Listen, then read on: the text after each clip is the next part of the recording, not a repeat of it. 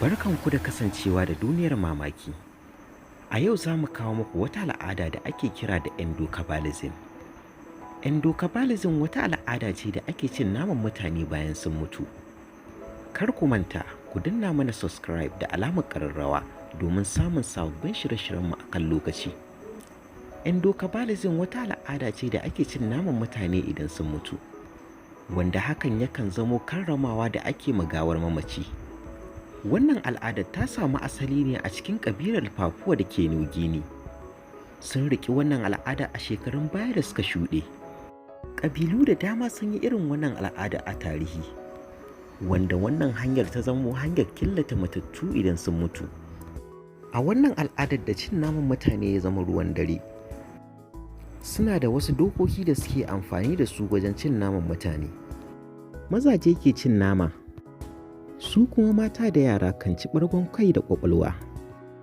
A hasashen masana, da yawan matan wannan ƙabilan kan kamu da wata mummunar cuta da ke kama su sanadiyyar cin ƙwaƙwalen mutane.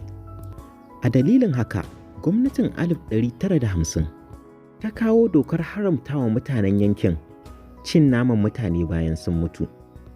Wannan dalilin ne ya sa aka samu gushewar wannan cutar a wannan ƙarnin.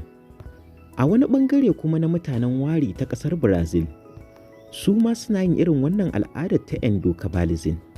Sun riƙi cin naman masoyansu da maƙiyansu a matsayin wata babbar al'ada, inda suke tara itace na wuta, su zagaye shi suna badagon naman mutane.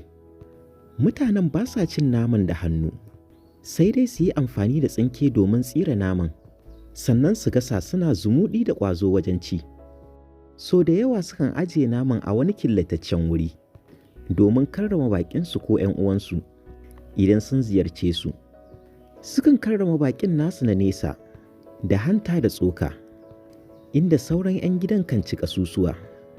Yanzu da lokaci ya shuɗe, mutanen Wari na ƙasar Brazil sun daina aikata wannan al'adar ta cin naman mutane.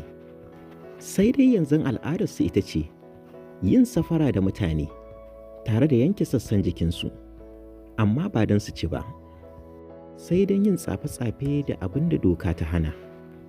Wannan ƙabilar ta yi shura sosai a duniya, inda yanzu gwamnati ta shigo ta tsaida duk irin wannan ta'addancin ta ENDOCABALISM. Kar ku manta, ku danna mana subscribe da alamar ƙararrawa domin samun sababbin shirye-shiryenmu a kan lokaci.